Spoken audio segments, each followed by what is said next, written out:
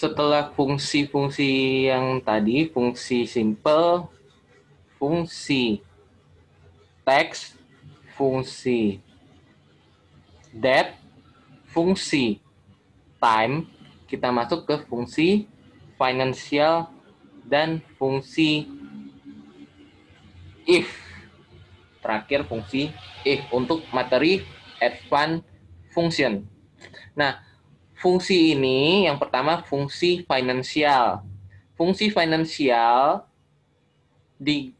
ada 3. Yang pertama PMT. Fungsi PMT digunakan untuk menghitung nilai setiap kali pembayaran angsuran dengan bunga efektif selama periode waktu tertentu. Sintaknya itu sama dengan PMT rate titik koma n per periode titik koma present value tutup kurung. Rate itu suku bunga, n per itu periode, present value adalah nilai pinjaman saat ini.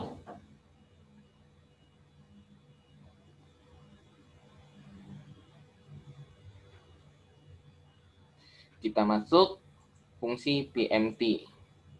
Ini contoh soalnya.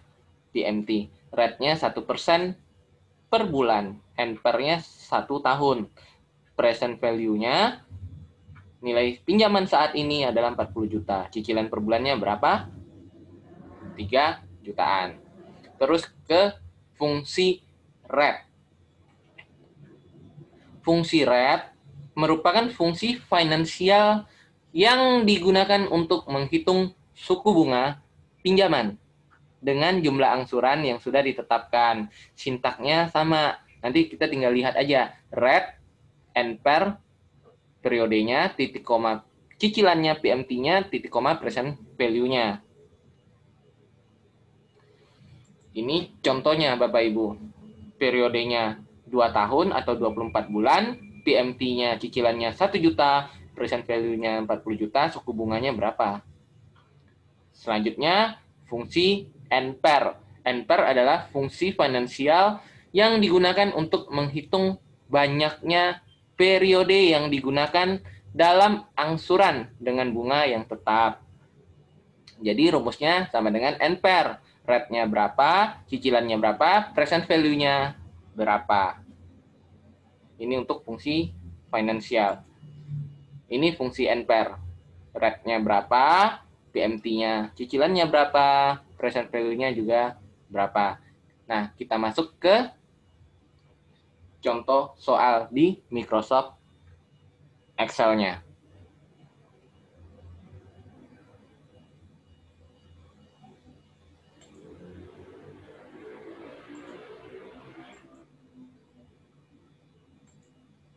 Fungsi finansial. Nah, Bapak Ibu lihat. Hitung cicilan per bulan untuk pinjaman senilai 40 juta. Jangka waktu 10 bulan.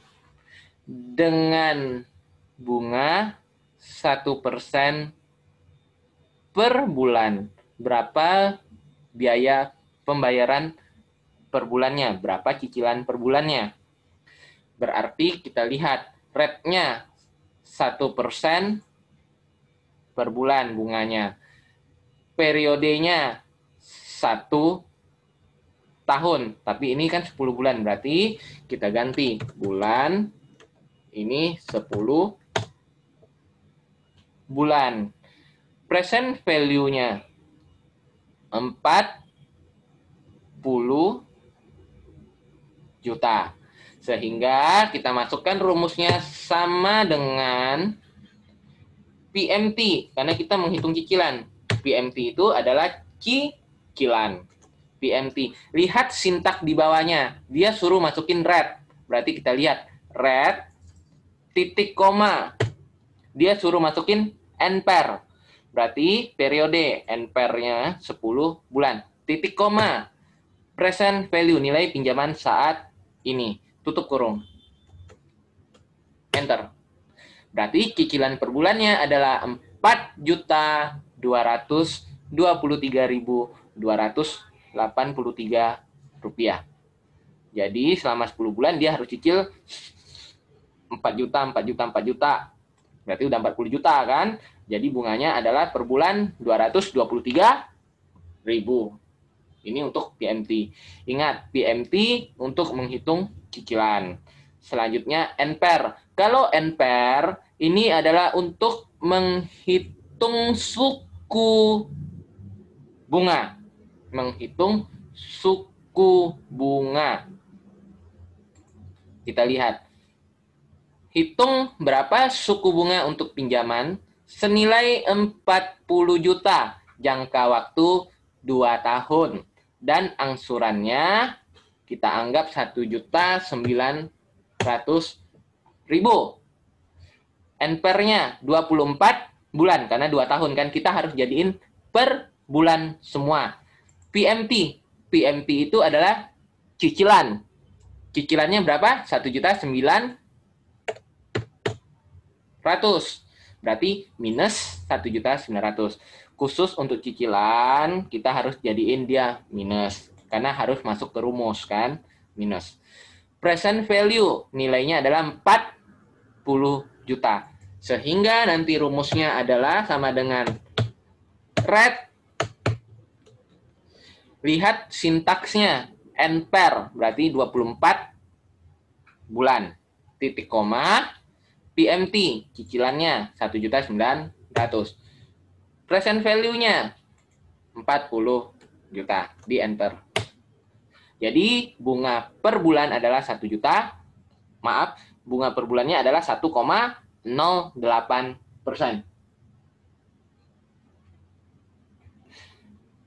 Pak, bagaimana kalau dia cicilnya per tahun? Nggak masalah, berarti ini dianggap 2 tahun. Oke, ini 2 tahun. Cicilannya per bulan. Nah, ini kita harus jadiin per bulan. Karena rate mintanya apa? NPR. NPR-nya 2 dikali 12. Di sini kita ubah. Atau kita tahun kan? Dikali 12, titik koma. PMT, titik koma. Present value, tutup kurung. Hasilnya tetap 1,08. Karena kalau Bapak Ibu masukin cuman C15 tanpa dikaliin 12, hasilnya jadi 75,70%. Karena cicilannya per 2 tahun. Bapak Ibu malah rugi. Karena ini suku bunganya minus 75,70%. Artinya Bapak Ibu malah nyumbangin uangnya sebesar minus 75. Karena yang balik cuma 3.800.000. Sisanya 36.200.000 berarti tidak kebayar karena jangka waktu 2 tahun. Bayarannya per 2 tahun. Per tahun. Makanya harus dikaliin 12. Kalau bulan kaliin 2 bulan semua. Oke. Ini untuk yang red. Ini saya balikin ya. Ini jadi 24. Sehingga bunganya jadi 1,08% per bulan. Nah, menghitung cicilan sudah, kalau diketahuinya bunga dan periode serta pinjaman, kita hitung cicilan. Kalau diketahuinya periode, cicilannya diketahui, pinjamannya diketahui, kita hitung suku bunga, berarti pakai rumus rate. Kalau kita rate-nya kita ketahui, cicilannya kita ketahui, present value-nya, nilai pinjamannya diketahui juga. Nah, kita mau cari periodenya, berapa bulan akan lunas. Berarti kita pakai rumusnya NPR. Lihat rate-nya 7% per tahun. Cicilannya 1 juta per bulan. Nilai pinjamannya 40 juta. Berapa lama akan lunas? Sama dengan NPR rate-nya 7% per tahun. Jadiin bulan dulu, berarti dibagi 12. Karena 7% per tahun, berarti rate per bulan dibagi 12. Titik koma. PMT, titik koma, present value, tutup kurung, enter. Berarti akan lunas 45,68%. Nah, ini Bapak Ibu boleh langsung ganti 7% ini dibagi 12. Berarti udah per bulan dibagi 12. Berarti ini 0,58% per bulan. Per bulan. Nah, sehingga ini Bapak Ibu tidak perlu bagi 12. Langsung di C25, C26, C27. Di enter. 45,68%. Jadi kalau misalnya per bulan, Bapak Ibu jadiin per bulan semua. Kalau per tahun, jadiin per tahun. Jadi harus konsisten ya. Yang 1 bulan, jangan yang 1 tahun. Yang 1 tahun, jangan yang satunya lagi bulan. Jangan. Harus sama semua. Jadi kriterianya sama. Kalau per bulan semua. Kalau per tahun semua. Sampai di sini semoga dipahami ya untuk fungsi finansial. Ada 3 ya Bapak Ibu. Fungsi PMT menghitung angsuran, menghitung cicilan per bulan. Fungsi rate menghitung suku bunga. Fungsi NPER menghitung jumlah periode. Oke, selanjutnya kita masuk ke fungsi if.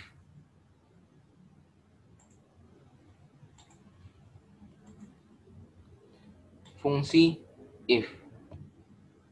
Fungsi if ada 2, Bapak Ibu. Fungsi if yang simple dan fungsi if nesting. Fungsi if simple biasanya digunakan bila hanya ada 2 opsional atau 2 pilihan, benar atau salah, iya atau tidak. Yang penting hanya ada 2 pilihan saja. Sedangkan fungsi if nesting digunakan jika lebih dari 2 kondisi. Ada 2. Ada 3 pilihan, 4 pilihan, 5 pilihan, 100 pilihan misalnya. Makanya gunainnya fungsi if yang berjaring. Bedanya ini Bapak Ibu. Kalau fungsi if yang simple seperti ini, lulus, tidak lulus. Bonus 100.000, bonus 1 juta. Jadi cuma ada 2 kriteria saja. Nah, kalau yang fungsi nesting, ini ada 4 atau 3 atau 5, pokoknya lebih dari 2 kriteria. Misalnya nilai A, nilai B, nilai C, nilai D. Itu ada 4 kriteria. Ada lagi nilai E, nilai F, nilai G, nilai H, I, J. Misalnya, berarti ada 10 kriteria. Itu pakai gunain rumus yang if berjaring. Nah, di sini ada teori untuk what if analysis. Kita bahas ini dulu sebelum kita masuk ke fungsi if kita kerjain di Microsoft Excel.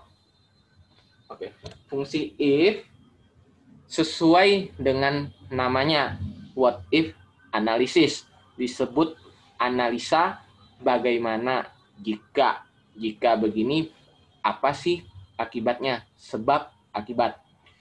Perintah ini bisa kita gunakan untuk membuat suatu analisa atau prediksi tentang berbagai kemungkinan yang mungkin terjadi dalam tabel perhitungan.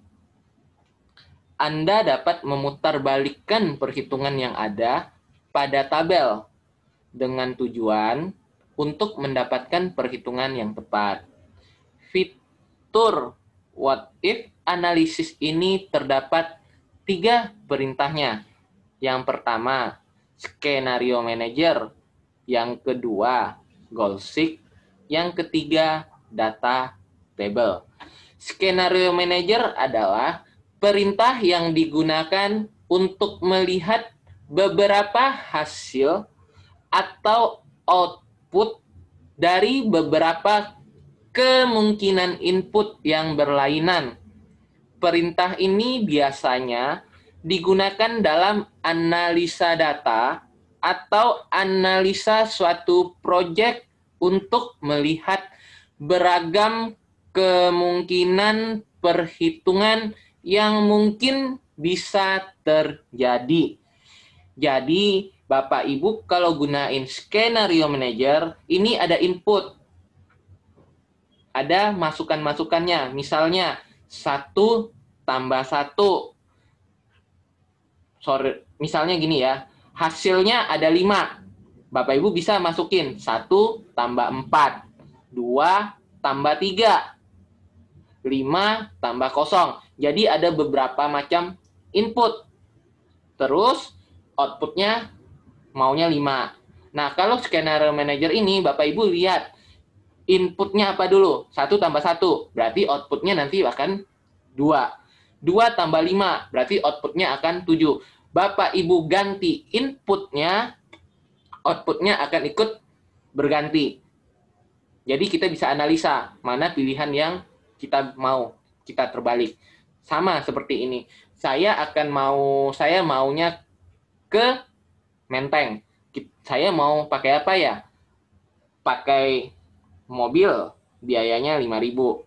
Outputnya sampai Menteng juga, tapi biayanya 5.000 kan, pakai mobil. Pakai sepeda, biayanya 2.000. Sampai juga ke Menteng, tapi bayarannya 2.000 misalnya. Nah, selanjutnya untuk yang goal seek. Goal seek adalah perintah untuk mencari berapa inputan atau nilai awal agar kita mendapatkan output nilai akhirnya sesuai dengan yang diharapkan. Nah, seperti contoh tadi, kalau skenario manager, inputnya beda, outputnya bisa beda. Inputnya apa, outputnya akan berlainan juga, tergantung apa hasil dari inputan kita. Kalau goal seek, kita tentuin dulu nilai akhirnya. Nilai akhirnya 5, nilai akhirnya 8. Nah, 8 itu kita cari inputannya dari berapa aja. Jadi yang kita obrak-abrik, yang kita acak-acak itu adalah dari masukan 1 ditambah 7, 2 ditambah 5, 3 ditambah 5. Jadi inputnya seperti demikian Bapak Ibu. Jadi kita lihat inputannya.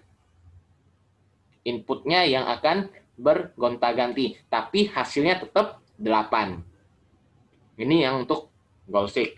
Nah, data table adalah perintah untuk mencari nilai hasil atau output secara cepat dari beberapa nilai input yang berbeda. Nah, data table ini hampir mirip dengan skenario manager.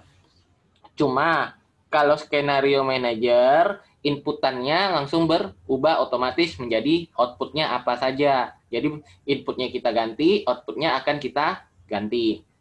Kalau data table, ini input Bapak Ibu berbeda-beda. Hasil outputnya bisa langsung kelihatan. Jadi dari data table, table 1, table 2, Bapak Ibu mau outputnya gabungan dari arrange table yang ini. Ada 2 table, Bapak Ibu gabung, inputnya jadi apa. Nanti tabelnya, inputannya ada 3 macam, 3 table itu digabung, menjadi apa outputnya. Demikian untuk kan data table. Kalau skenario manager, inputnya per masing-masing. Input ini, hasilnya ini. Input ini, hasilnya ini. Kalau data table, langsung nge-range data, hasilnya apa. Jadi Bapak Ibu langsung bisa melihat berbagai macam hasil. Kemungkinan yang terjadi. Jadi ada beberapa kemungkinan, banyak dia. Nah, perintah what if analysis ini dibuat menggunakan bahasa pemrograman Visual Basic for Application, VBA atau makro. Nanti ada materi selanjutnya untuk yang makro, kalau bagi Bapak Ibu yang mau ngambil makro. Jadi yang di sini cuman saya jelasin untuk dasarnya aja. Oke, kita masuk ke soal Microsoft Excel. Fungsi if.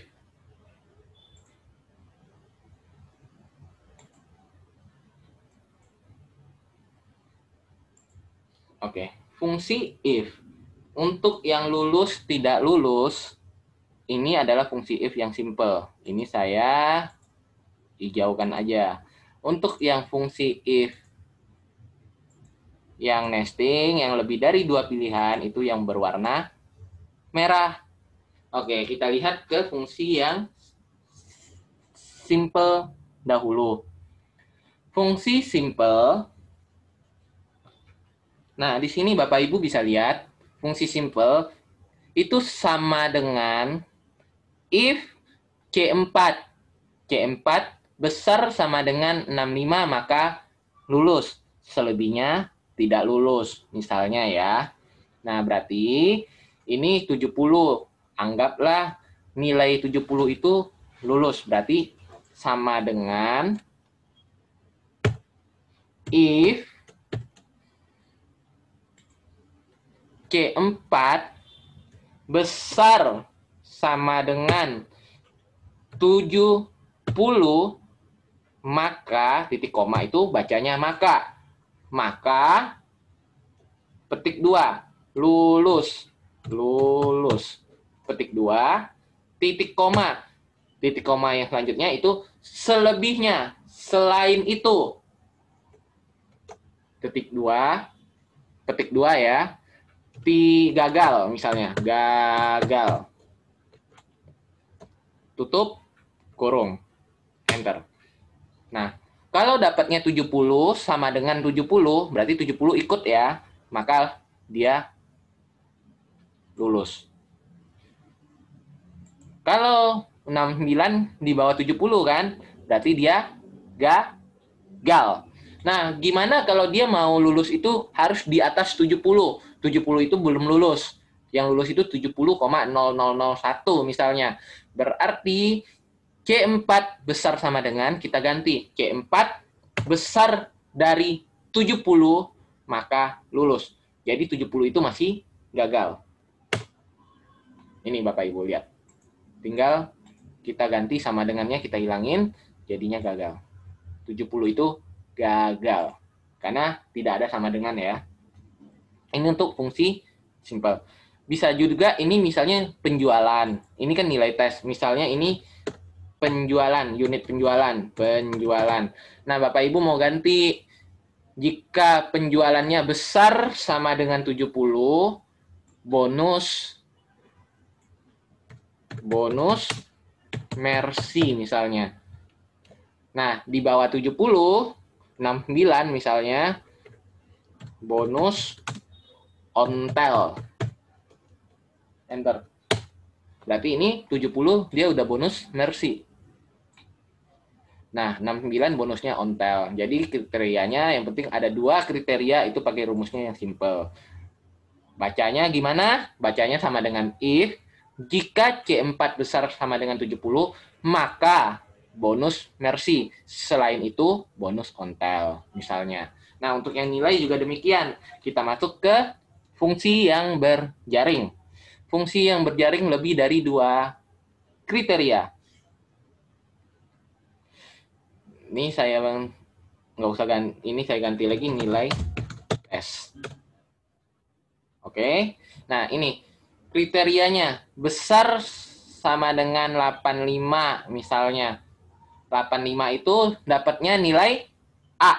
Berarti sama dengan if buka kurung C4 besar sama dengan 85, maka A titik koma masuk kriteria yang kedua. Besar sama dengan 75, maka B titik koma. If besar sama dengan 65, maka C. Selain itu D. Tutup kurungnya 3, karena kita buka kurungnya ada 3, maka tutup kurungnya jadi 3 juga. Kalau ada 4, buka kurungnya 4, tutup kurungnya juga 4. Nah, ini kita lihat.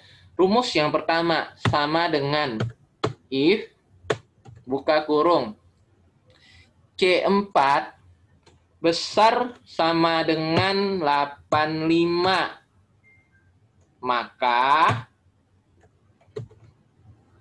nilai A misalnya. Petik 2. Titik koma if buka kurung rumus yang kedua. C4 besar sama dengan 75, maka nilai B. Petik 2. Titik koma.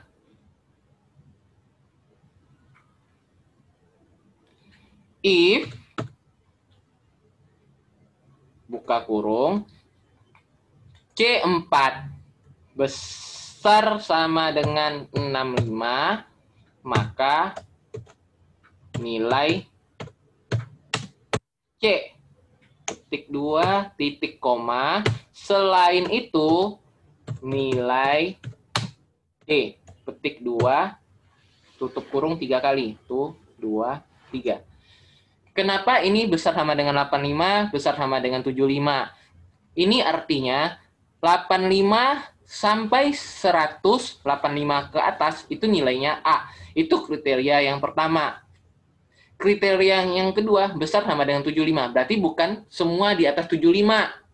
Berarti 85, 86 juga masuk nilainya B dong. Bukan. Karena sudah ada kriteria yang pertama, 85 sampai ke atas itu adalah A. Berarti kriteria yang kedua itu 75 sampai 84,99. Nilainya B. Jadi kriteria pertama, kriteria utama kita udah buat, otomatis kriteria yang kedua itu masuk ke kriteria yang pertama. Jadi nggak bisa diabaikan kriteria yang pertama ya Bapak Ibu. Jadi 85 ke atas itu A, kriteria yang kedua besar sama dengan 75, berarti 75 sampai 84,999 nilai B. Kriteria yang ketiga itu 65, berarti 65 sampai 74,99 nilainya C. Selain itu berarti 64,99 sampai 0 sampai minus itu nilainya D.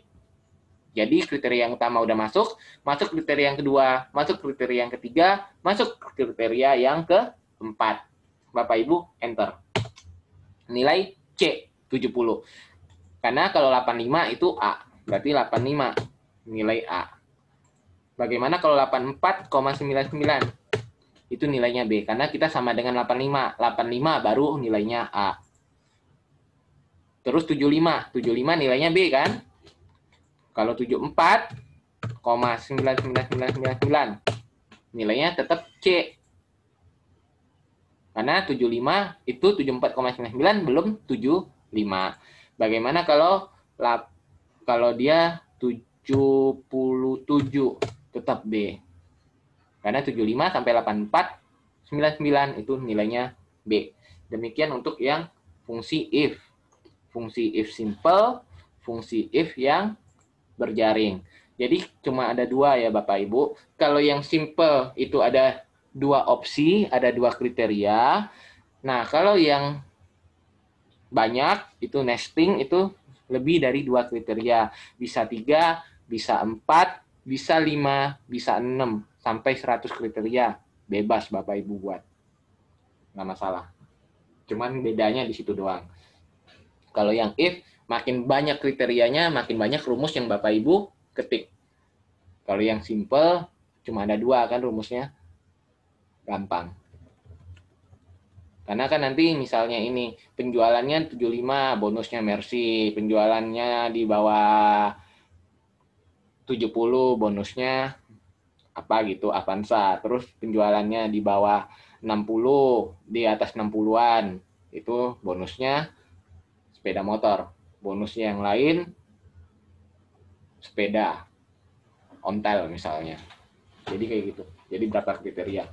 Oke, untuk yang fungsi if saya udah jelasin, terus contohnya juga sudah. Nah, selanjutnya kita masuk ke fungsi lookup. Nah, kalau yang lookup itu ada fungsi vertikal dan fungsi horizontal, tergantung data sumbernya. Data sumbernya itu vertikal atau data sumbernya itu berbentuk horizontal.